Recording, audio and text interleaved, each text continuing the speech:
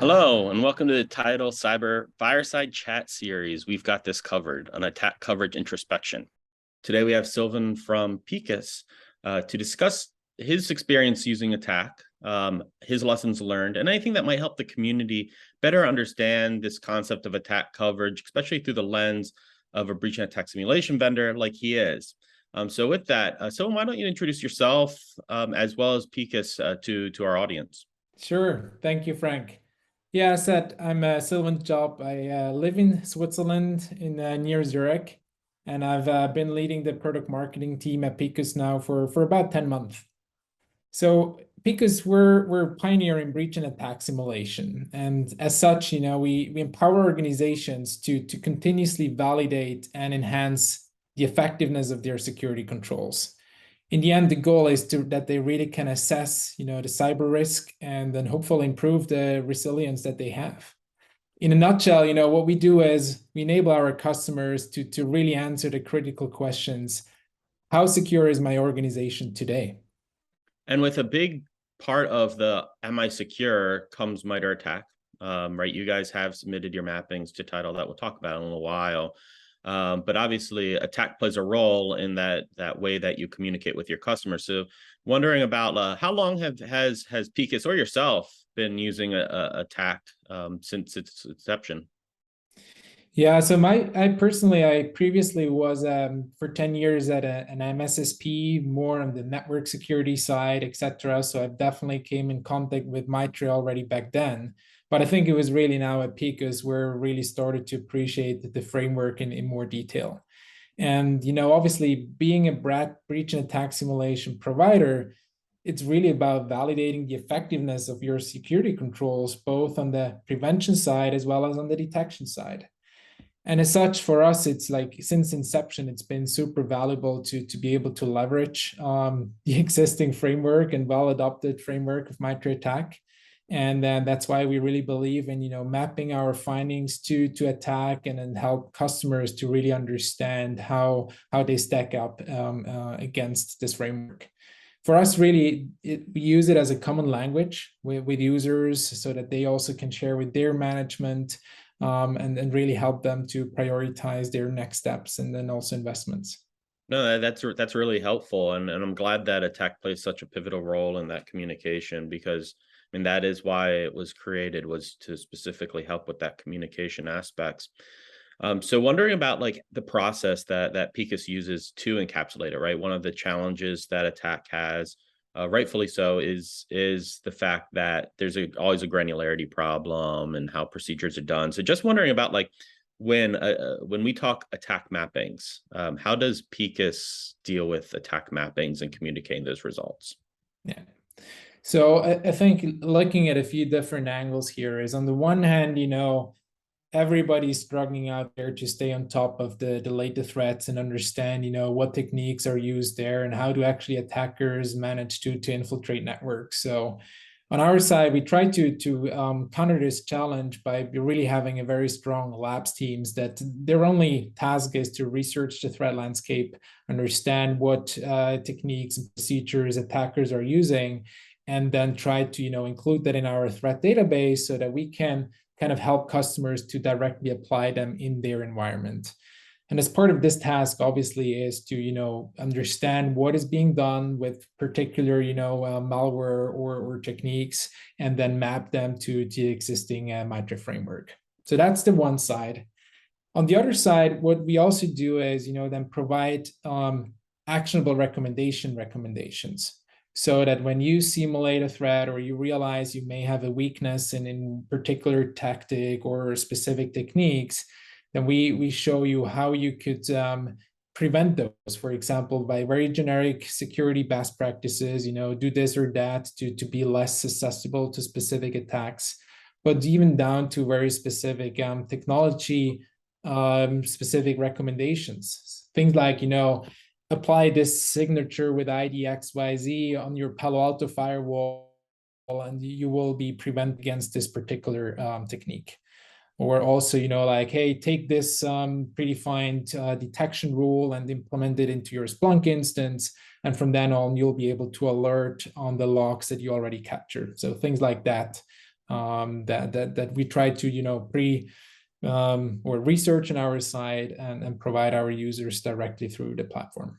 Yeah, no, and I think that's one of the great things about what you're doing, as well as what Tidal's trying to do. It's trying about not just about mapping to attack and telling you where you stand, but what you can do to improve. And so I really appreciate that. We need to be focusing on the solutions versus just the problems.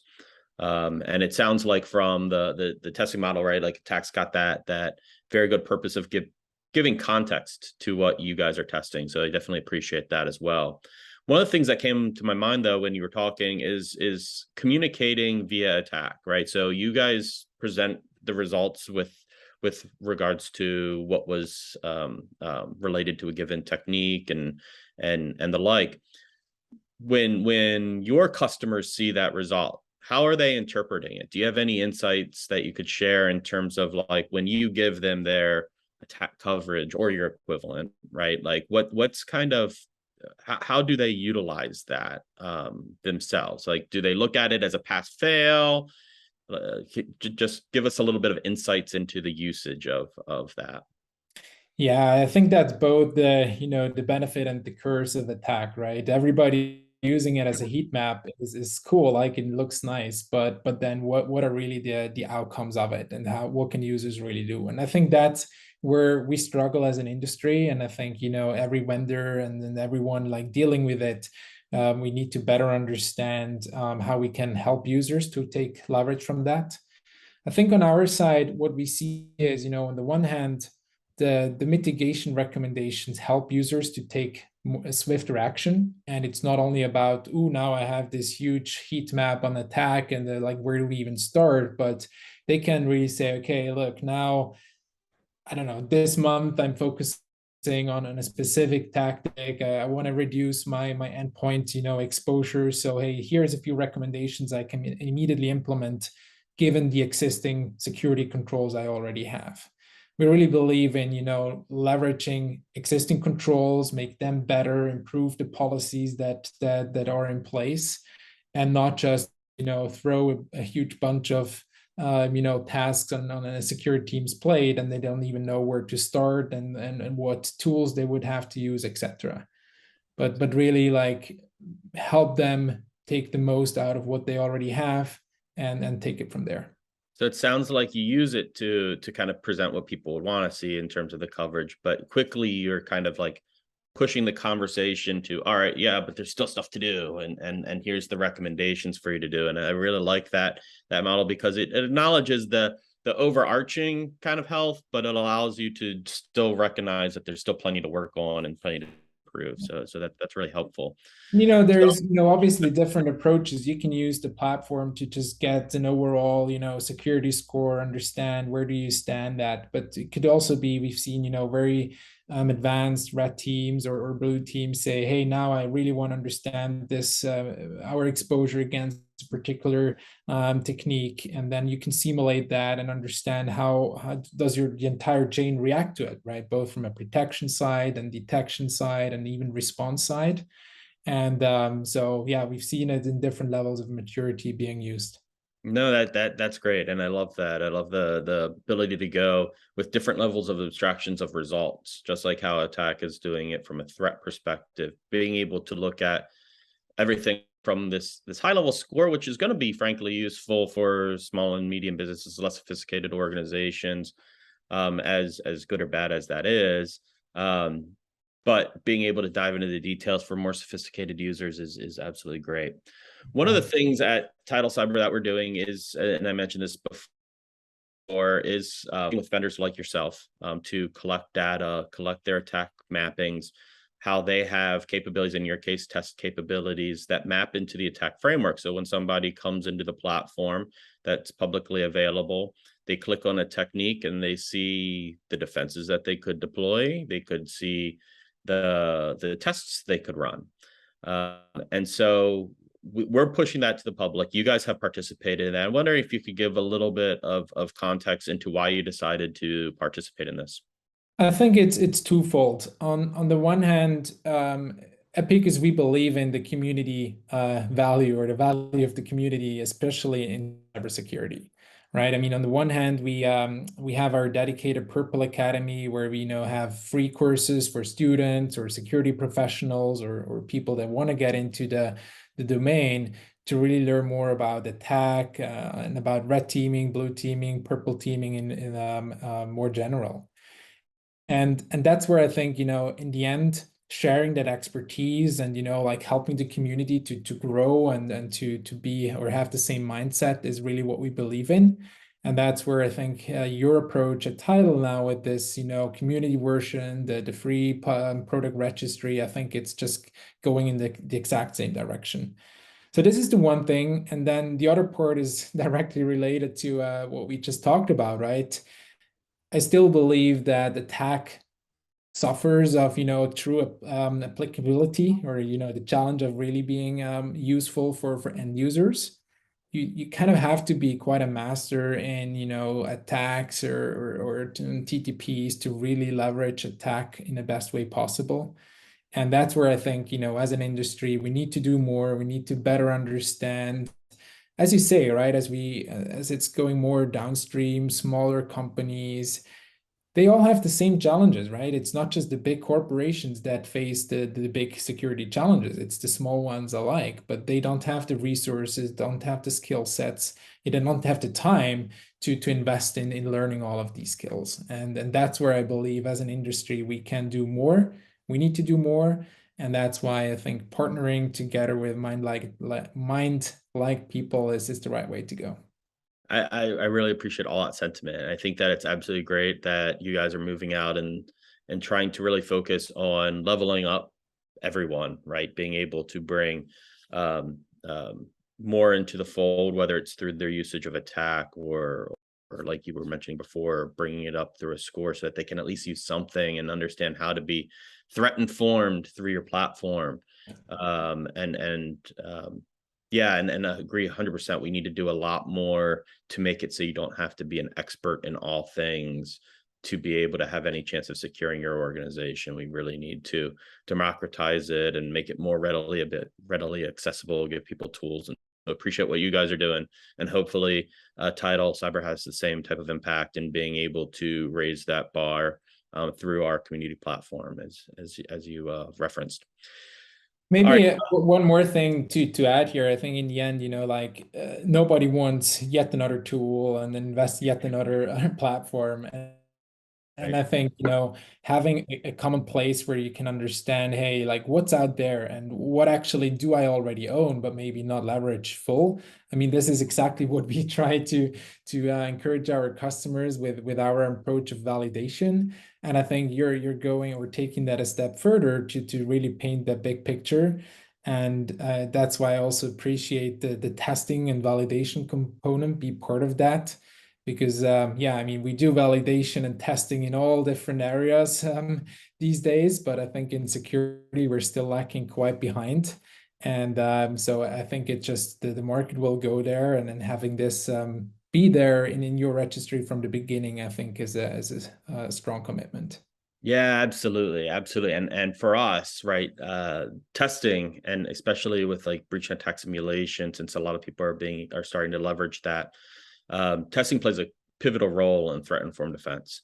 Yeah. Right. With my history, obviously I've got a certain affinity towards testing through the attack evaluations program, but it goes way back before that even.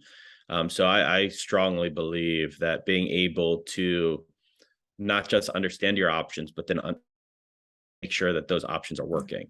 Make sure that you've got the data that you need to be able to secure, and the confidence that you have to drive forward. And there's some things that we have planned that will hopefully continue to push on that and continue to incentivize organizations to do that testing that's necessary, because it's not just about creating the next analytic. It's about whether you're able to use that analytic, right? It's about being able to use the defenses, not just that you have the defenses. And so completely appreciate everything that you brought to the table there.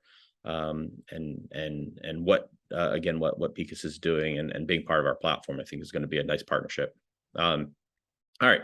So one last thing, I guess, is there anything else that you kind of wanted to bring up, especially in terms of attack, the goods of how to use it, the bads of how to use it, war stories that you have from working with customers, anything that you might think that the public might find particularly helpful, or something about your data that might be, frankly, something that you're proud of and how it's represented? Anything that you want to make sure that we tell our listeners? Yeah, I think one thing that we're definitely proud of is we have our annual red report that we release, where we really research, the malware samples that we see out there, where we research, customer environments, etc., and pull those together to understand what are the top 10 techniques that are actually seen out there. And now, having released that for a couple of years really shows us like the trends that are going. And I mean, it's no surprise to anyone. Ransomware is really critical these days, but if you really look then into the details and prevalence of TTPs, you actually can see that how ransomware is evolving and what they're doing as well. And I think that's pretty cool to, then see on the one hand, the framework really is a great tool to represent what's happening in the wild. But then also it's like knowing then, okay, look, these are the top 10 MITRE techniques they're being leveraged out there. It gives a starting point for security teams to say, okay, look, why don't I focus on these, right? And now I have a starting point. I don't have that huge matrix in front of me. And what can I do to better protect myself against them? And I think those are things that we try to push, and that also I see MITRE ATT&CK going in those directions and other providers. So I think that's a great way of starting. Yeah, that's a wonderful point, because um, we get asked a lot, and both from my prior life as well as life at Tidal Cyber, we get asked by a lot of customers and potential customers about threats and ransomware as being such the concern. But it seems to be very focused on the end state, right? Because at the end of the day, by the time that the data encryption happens to be ransomware, right, like all the activity before that that could have been protected, detected, responded against, to prevent that from ever happening is kind of like oh, that stuff exists too. And so it's really, I really appreciate that. Yes, ransomware is important, but have you looked at all the techniques that comprise of all those engagements? And it's really important to look at it in that more abstract level, because encryption isn't happening on its own. There's a lot of things that have to get you there, and different actors will do it different ways. So definitely, I love the different trend reports. I've definitely nerded out on yours as well as others in the community, and trying to figure out what's similar, what's different, and then trying to understand like that. Oh, I wonder what's the vantage point that gives them a slightly different number than these other people, right? And so it's a really fascinating thing, but all those are very powerful to get people started. Again, going back to what you were talking about before and trying to level up the less sophisticated organizations, right? Giving a top 10 list is a great way to do that. Having somebody go in and be like, all right, I can't tackle all of attack, but let me tackle these 10 most important things and make sure I've got good understanding of how I'm defending against those, right? That's a good place to start. So Yeah, the cool thing is, there's so many different approaches you could look at it. And as you say, there's different reports, and they obviously don't overlap 100%, but it's quite interesting that I'd say like 5, 6, or even 7 yeah, of the rules, they show up in each of every of these reports. And to your point about the encryption of ransomware, I think we have to accept if encryption happens these days, it's too late anyways, yeah, right? Yes, you may have a good backup, but ransomware has evolved. It's now about data exfiltration. It's about a lot of other things which you can detect before, right? And it's not right. just like wait until encryption happens. So I think there is a ton of value in that, but a lot of education needs to happen as well. Absolutely, absolutely. Well, Sylvan, it's been absolutely great. I appreciate you coming on this fireside chat to talk. I appreciate Picus's contributions to the product registry and our effort in trying to bring a little bit more transparency to the community in terms of what products can do, and enable people to really make powerful decisions. So thank you for being part of this. Thank you to the listeners for listening through this talk. If you've got queries about Tidal Cyber, feel free to reach out if you want to provide any feature requests or things to improve. Happy to always get those so that we can build a better community edition and product down the line. And if you've got any interest in Picus, be sure to reach out to Silvan and his team. But I appreciate everybody from listening, and we'll see you next time. Thank you, Frank, for having me here and Picus on your product registry. Absolutely. Thank you so much.